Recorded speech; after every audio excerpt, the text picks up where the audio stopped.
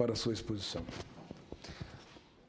Bom dia a todos. Eu gostaria, antes de mais nada, de cumprimentar o senador Eunício Oliveira, o senador Pedro Tax, em nome de quem cumprimento os demais senadores e senadoras aqui presentes, deputados e deputadas. Também, além de cumprimentar, parabenizar a exposição do professor Juarez Cirino, professor de todos nós. E eu gostaria apenas de enfocar um ponto importante. Nós estamos falando do anteprojeto do Código Penal. E a visão que eu trago aqui vai ser a visão de um promotor de justiça, de quem precisa do Código Penal no seu dia a dia, na sua atividade forense, quando se depara com um inquérito policial, quando se depara com um crime. Mas eu não posso deixar de reconhecer que, quando se fala em Código Penal, talvez porque eu goste muito da matéria, depois do Constitucional é o documento dos mais importantes, ou que gera uma discussão mais acalorada. É através do Código Penal que muitas vezes se reconhece o tipo de Estado em que nós estamos diante. Se o Estado é totalitário, não é totalitário, se o Estado é intervencionista ou não, etc. Então, é óbvio que um Código Penal não poderia passar à revelia de críticas, às vezes até críticas mais emocionadas. Essas críticas não deixam de ser pertinentes, e tanto são pertinentes que o senador Eunício acaba de reconhecer que a comissão já fez algumas alterações no sentido de corrigir as falhas importantes que o professor Juarez já anunciou. São falhas onde houve choque da dogmática na criação do anteprojeto, houve falhas. Por quê? Porque o anteprojeto ele foi constituído de uma comissão de juristas, uma comissão plural, com ideias plurais, e acabou gerando, às vezes, um outro ponto, colidência, choque de teorias, literalmente choque de teorias, como o professor Juarez mencionou. Agora, vejam, são vícios, choques facilmente corrigidos. É questão de opção política do Congresso. Diante de uma ou de outra teoria, o Congresso deve decidir, a comissão deve decidir qual teoria vai nortear determinado assunto. Eu não acredito que essas críticas sejam suficientes para tirar o quê? Primeiro, o brilho da comissão. Depois, o resultado da comissão. O Código Penal, à parte geral, ouso discordar, e aqui eu repito que eu ouso discordar, pelo menos na prática, eu como promotor de justiça em São Paulo, no meu dia a dia, o Código Penal, à parte geral, está desatualizado, sim. O Código Penal de 84, a sua parte geral de 1984, não me ajuda a resolver inúmeras questões no meu dia a dia. Precisa, sim, ser atualizado. O Código é de 84, antes de nós falarmos num direito penal totalmente vinculado ao direito penal alienígena, ao direito internacional. O Brasil assumiu compromissos na comunidade internacional que o Código Penal de 84, ele não anuncia. Nós assumimos compromissos na comunidade internacional que o nosso Código Penal, parte geral, simplesmente ignora. Ou porque são compromissos celebrados antes e não se deu bola, ou são compromissos celebrados depois. É claro que temos que atualizar. É até uma resposta para a comunidade internacional. Essa atualização da parte geral, de acordo com os anseios internacionais, é uma atualização importante.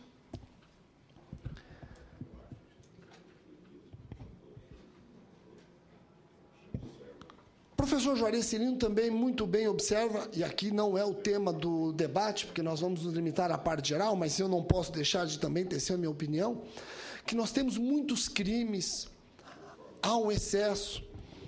Eu não tenho dúvida de que nós temos infrações penais que devem ser reanalisadas sob a sua conveniência e oportunidade, descriminalização, despenalização, etc. Mas nós também temos inúmeros fatos humanos indesejados que não são crimes, ou que são contravenções penais e precisam ser levados à categoria de crimes. Então nós temos os dois extremos, e eu acredito que a comissão trabalhou nesse sentido, como eu vou tentar demonstrar daqui a pouco. Agora vejam, pontos positivos. Além de rebater no momento oportuno um ou outro detalhe, lembrando que muitas críticas, eu repito, foram pertinentes, eu quero trazer alguns pontos positivos. O Código Penal, ele acabou preocupando-se muito com a figura da vítima. O Código Penal hoje vigente, ele esquece a vítima.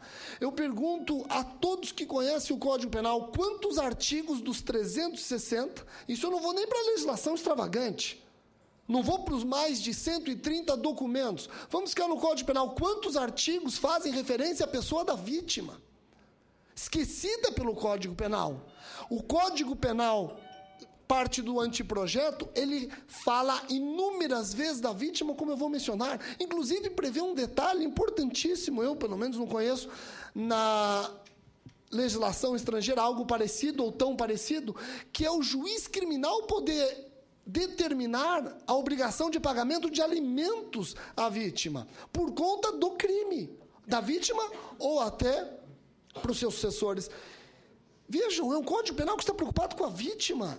É um Código Penal que está preocupado não apenas em punir, mas assistir o personagem principal do crime. O personagem principal do crime não é o criminoso ou só o criminoso. Nós temos uma vítima. E a vítima, pelo Código Penal de 84, ela foi esquecida, ou seja, ela foi vitimada pelo Código Penal, com uma omissão. Esse é um ponto positivo, tem que ser aplaudido. O Código Penal, o anteprojeto, ele trabalhou muito bem o garantismo na sua plenitude. Finalmente, está certo que com um ou outro reparo que o professor Juarez muito bem já lembrou, finalmente nós estamos aqui dando uma resposta de um direito penal, ou pelo menos que tenta ser equilibrado. Ninguém quer um direito penal que acaba fomentando a hipertrofia da punição. Ninguém quer um direito penal que trabalha com excesso. Nós queremos um direito penal garantista, nós queremos um direito penal que sirva para punir o criminoso, mas também que me dê garantias contra esse Estado punitivo. Porque o dia que um de nós fica na mira do Estado punitivo, vai precisar de garantias, sim. E o Código Penal, ele trabalha com essas garantias, às vezes até de forma exagerada, como o professor Juarez mencionou, falando de princípios. Vejam, esse, entre aspas, exageros, foi exatamente para trazer essa sensação de garantia contra o Estado punitivo. Mas é um Código Penal que não pensou somente na punição, ou não pensou somente em evitar a hipertrofia da punição. Ele pensou também em garantir uma eficiência e proteção do Estado. Porque nós não podemos trabalhar com direito penal como um direito penal de garantias negativas no sentido de garantias minhas contra o Estado, mas também um direito penal positivo, onde eu posso exigir do Estado uma intervenção suficiente e eficiente diante de um crime. Então, não adianta o direito penal servir de manto protetor para o criminoso. O direito penal ele tem que ser uma resposta eficiente para a sociedade. E eu acredito que eles trabalharam muito bem essa questão pendular entre garantismo negativo, garantias do criminoso contra o Estado, e a garantia da sociedade. A sociedade que quer ver o Estado agindo de forma suficiente e eficiente quando se depara com um crime. Esse Código Penal, em resumo, quando eu falo do anteprojeto, e aí eu já entro em alguns artigos, exatamente para ratificar o que eu estou anunciando, esse Código Penal buscou evitar o direito penal elitista. E não adianta, o nosso direito penal, eu acredito que o professor Juarez já tenha até anunciado isso em palestras que eu já assisti. Nosso direito penal, ele é um direito penal elitista. Ele é um direito penal elitista. E eu uso, por exemplo, a lei dos crimes hediondos, que o Código Penal está alterando. A lei dos crimes hediondos, quando ela nasceu em 1990, ela etiquetou, rotulou como hediondo os crimes praticados pelos pobres contra os ricos. Mas nós não vimos, quando nasceu a lei dos crimes hediondos, os crimes praticados pelos ricos contra os pobres. Aí os senhores senadores, senhora senadora, deputados, mas tem o homicídio, Rogério. O homicídio é um crime praticado pelo rico. Vemos agora ricos sendo processados por homicídio, etc. Mas peraí, o homicídio ele não nasceu hediondo. O homicídio não nasceu hediondo. A lei dos crimes hediondos é de 1990. O homicídio só se tornou hediondo em 94 com a morte da Daniela Pérez. Somente aí, com a sociedade se movimentando, é que resolveram etiquetar o homicídio como hediondo. E mesmo assim, só quando qualificado. Porque se qualificado e também privilegiado, e deixa de ser hediondo. Então é importante nós perdermos de vez esse direito penal elitista e encontrarmos um direito penal justo. Crimes contra a ordem tributária.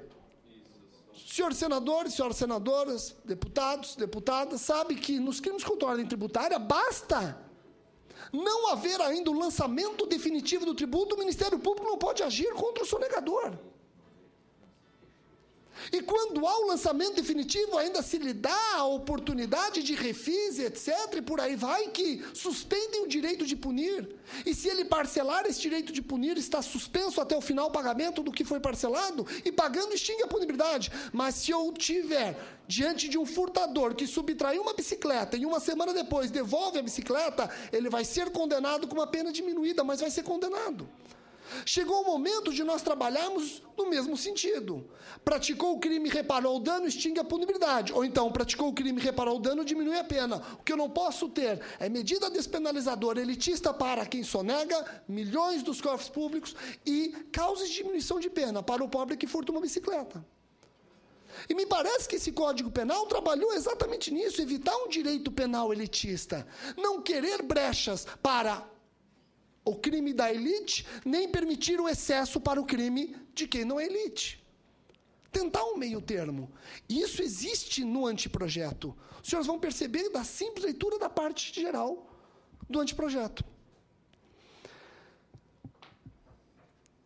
Vejam como é importante esse anteprojeto no meu dia a dia. Aqui eu trago, talvez, um testemunho meu como promotor de justiça, o quanto esse anteprojeto é importante para mim, por isso me coloquei à disposição de vir e falar. Como promotor de justiça, vai resolver muitos problemas no seu dia a dia, Rogério? Inúmeros problemas. O artigo 2º já resolve um grande problema. Porque problema, para mim, só fazendo um parênteses, ele existe quando eu tenho uma jurisprudência decidindo A e uma jurisprudência decidindo B. E eu não digo jurisprudência do Tribunal X ou do Tribunal Y, eu digo jurisprudência do mesmo tribunal. Nós sabemos que a 5ª turma do STJ pensa X, a 6ª turma pensa Y.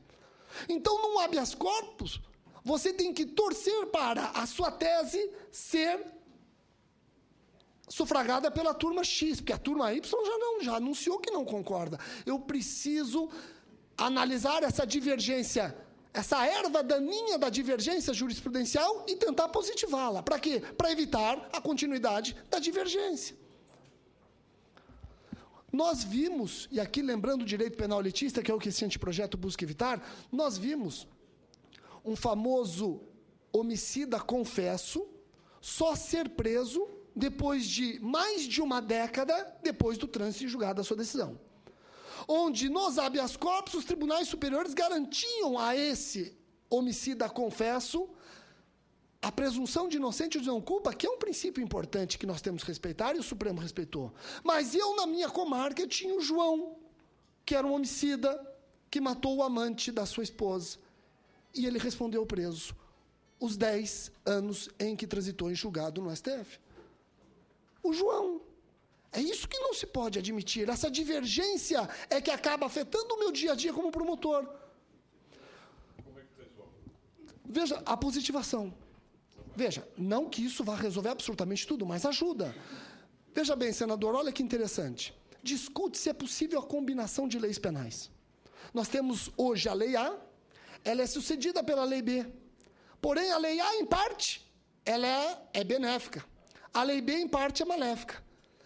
O juiz está autorizado a combinar as duas nas partes mais benéficas para favorecer o réu. Isso aconteceu na Lei de Drogas. Antes, o tráfico de drogas ele era punido com uma pena, artigo 12 da Lei 6368/76, com uma pena mínima de 3 anos, máxima de 15, salvo engano, 12 ou 15. Veio a Lei 11.343 e previu uma pena de 5 a 15. Então, piorou. Porém, no seu parágrafo 4º, para o traficante primário de bons antecedentes, que não se dedica a atividade criminosa e por aí vai, criou uma diminuição de pena que varia de 1/6 a 2/3. O traficante primário, senador, poderia ter uma pena de 1 ano e 8 meses. E aí nós começamos a discutir. Aquele que foi processado por tráfico antes da lei nova, ficaria com a lei nova, que tem uma pena mínima menor, 3 anos, ou ficaria, desculpa, com a lei antiga, que teria uma pena mínima menor, 3 anos, ou ficaria com a lei nova, que tem uma pena mínima maior, porém tem uma redução de pena? Ou melhor, será que eu posso colocar essa causa de redução de pena nos 3 anos? O Supremo tem 5 votos num sentido, 5 votos em outro. 5 votos dizendo não pode combinar leis. E 5 votos em outro dizendo pode combinar leis. Entendeu? É nesse espírito que eu acho que o anteprojeto trabalhou bem, porque ele é formado por uma comissão que sabe dessas divergências. Então, o artigo 2º, senador, como o senhor bem lembrou, diz o seguinte: o juiz poderá combinar as leis sucessivas no que nelas exista de mais benigno. Perfeito, resolvemos um impasse onde 5 votos no Supremo contra 5 votos, ou seja, nós temos em habeas corpus empates, e esses empates são sempre decididos a favor do réu. É difícil nós trabalharmos lá na ponta, na minha comarca do interior, trabalhar com essa divergência. É apenas uma, e temos mais detalhes nesse sentido. Eu cito, por exemplo, o professor Juarez muito bem esclareceu o artigo 14, que traz, em apertada síntese, né, doutor Juarez, a teoria da imputação objetiva. Eles tentaram a teoria da imputação objetiva com esse viés de Roxin, porque a teoria da imputação objetiva, senhores senadores, deputados, é uma teoria complicadíssima. Complicadíssima. São várias teorias discutindo a teoria da imputação objetiva. Então, não se deu um rótulo de imputação objetiva, mas tentou-se trabalhar com os requisitos que hoje a jurisprudência vem trabalhando. Então, eu, Rogério, lá na minha comarca, eu vejo a jurisprudência, e no caso, no fatídico caso do Mensalão, nós vimos o Supremo trabalhando com teoria da imputação objetiva. E aí, o que acontece? Eu preciso saber, então, se essa é uma teoria que nós vamos trabalhar ou não. Como saber se isso é só uma teoria ou se eu devo trabalhar com ela? Positivando. Se não, vai ficar, como diz o professor Juarez, só na literatura. Mas a literatura nem sempre é seguida. Tem um juiz que segue a literatura A, tem um juiz que segue a literatura B, mas os efeitos dessas distantes literaturas, quem sente é o réu. Ou a sociedade, quando se beneficia o réu de forma injusta. Então, nós estamos positivando aqui, pelo menos, requisitos que buscam chegar próximo da justiça que se quer numa imputação objetiva. O professor Juarez falou do início da execução. E parece que já houve a emenda de Vossa Excelência no sentido de que não haja essa incoerência muito bem observada pelo doutor Juarez. Agora, eu aqui não posso deixar de dar minha opinião no seguinte sentido. A parte que deveria ter sido suprimida é a primeira, deixando a segunda. Por que eu digo isso, doutor Juarez? Por que eu digo isso? A partir do momento que eu entendo o início da execução com a realização do núcleo, eu vou pegar um caso prático. O furto só será tentado a partir do momento que o furtador começar a subtrair a coisa. O furto de uma casa só começará a ser considerado tentado e logo punível, porque nós não podemos punir em regra, salvo se existe o início da execução. Furto de uma casa, eu não posso punir aquele que é surpreendido escalando o muro, porque ele não subtraiu nada. Ele não subtraiu nada. Então, é óbvio que eu tenho que trabalhar com o momento anterior, o momento imediatamente anterior à execução do núcleo. Eu não estou pedindo para nós retroagirmos de forma excessiva, considerarmos o início da execução aquele que está na esquina esperando a família sair e deixar a casa abandonada ou a casa sem vigilância. Não, não é isso. Mas eu já quero considerar início da execução aquele que não se limitou a ficar na esquina, que já começou a escalar o muro. Isso é importante para o meu dia a dia. Eu quero considerar início da execução aquele que armou-se e dirigiu-se até a vítima, inclusive tirou a arma e mirou contra a vítima. Eu não quero considerar tentativa de homicídio só no momento que ele dispara contra o seu desafeto. Não.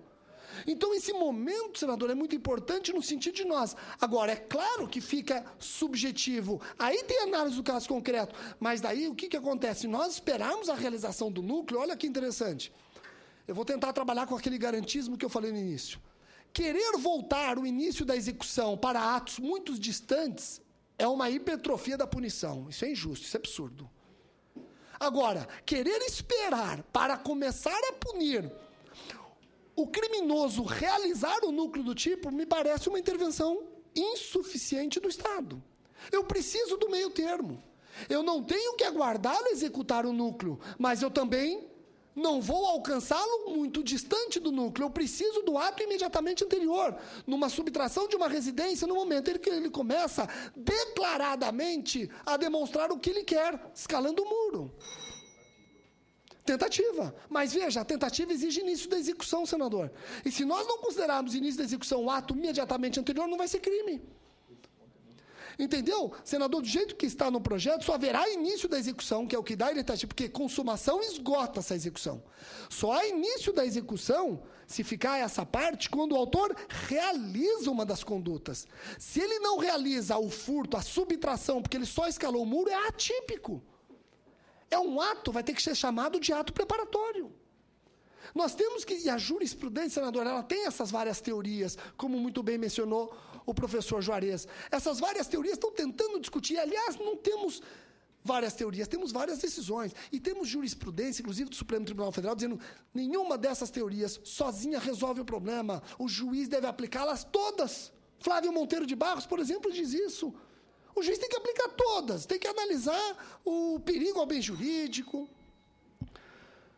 Eu tenho ainda... Vamos lá. O princípio da insignificância.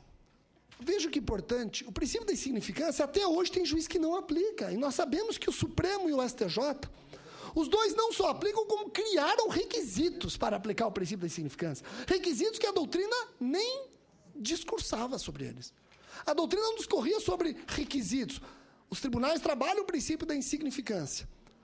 Agora, tem juiz que não admite. E o que é insignificante? O que é insignificante?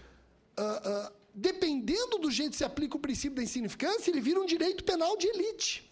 E eu dou um caso concreto meu, para os senhores entenderem que o meu objetivo aqui é mostrar que o Código Penal novo vai me ajudar no meu dia a dia como promotor de justiça. Eu era promotor de justiça numa comarca do interior de São Paulo, Santa Rosa de Viterbo. E lá uma senhora teve a sua única blusa de frio subtraída por um delinquente. Essa senhora veio até a promotoria porque ela queria saber o que aconteceu com o inquérito que apurava a subtração da sua única blusa de frio. Uma comarca pacata do interior de São Paulo. Eu pedi para meu oficial buscar o inquérito, porque eu não tinha me manifestado. Era um inquérito mais antigo. E eu vi que o meu colega, que me antecedeu, arquivou o inquérito porque entendia que aquela blusa de frio, por custar R$55, era insignificante. O que eu vou falar para essa mulher? A sua única blusa de frio para o meu colega é insignificante.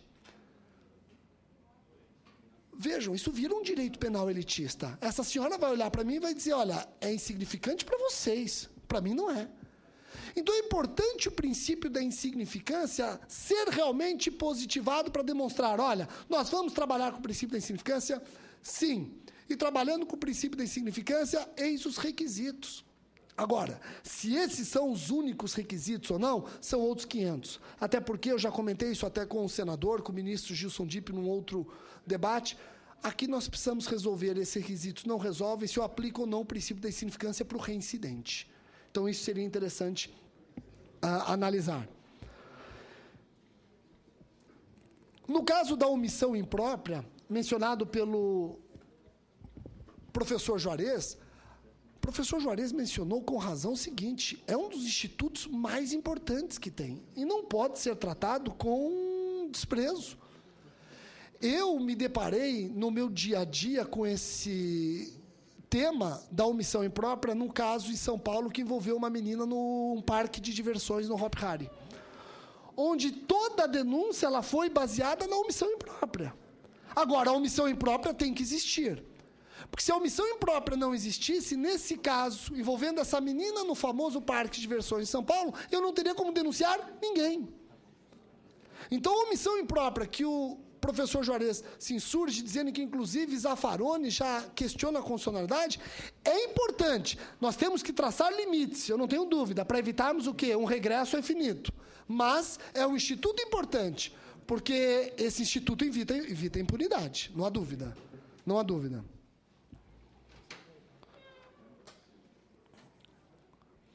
Eu apenas lembro aqui alguns detalhes, a importância de se considerar os crimes hediondos no Código Penal, sim, tirando dele os artigos.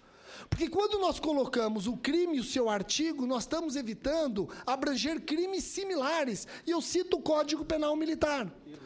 O estupro é crime hediondo, mas não no Código Penal Militar, porque entre parênteses se coloca artigo 213 do Código Penal.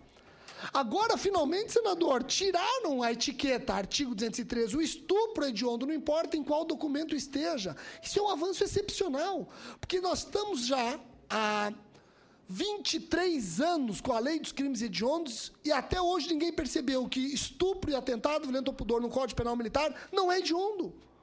Vejam, estou há 23... O estuprador, ele tem benesses se praticá-lo como militar no ambiente militar. Agora o projeto resolveu esse problema. Por quê? Porque considerou-se o dia a dia, a dificuldade do dia a dia. Eu tinha outros assuntos aqui, eu lembro também, importante aqui eu encerro,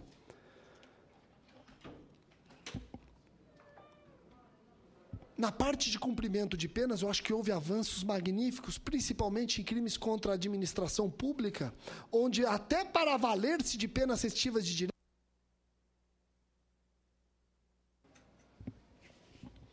só encerrando, e, na minha opinião, uma das mudanças principais para o meu dia a dia como promotor é exatamente a possibilidade de se converter multa em restritivas de direitos.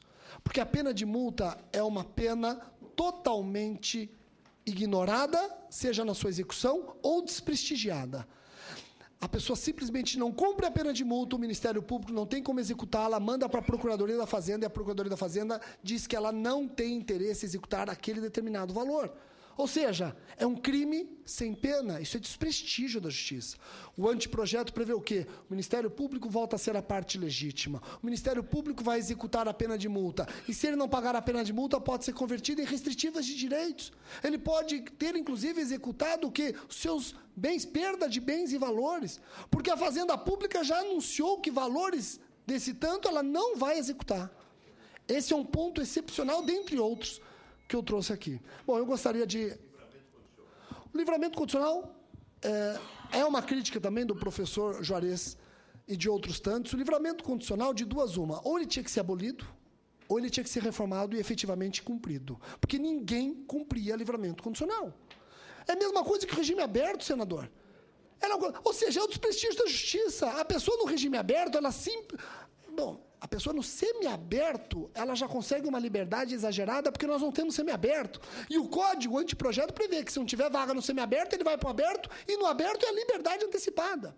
Agora, de duas uma, senador, ou nós ou a opção seria abolir o livramento condicional, ou então reformular o livramento condicional, e aí seria reformular, inclusive, todas as estruturas de execução penal, porque ele é um desprestígio, ele não é executado. O livramento condicional significa saia e fique aí como egresso. E pronto.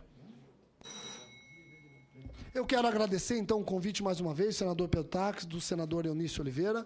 Estou à disposição e também parabenizar novamente o professor Juarez pela sua exposição.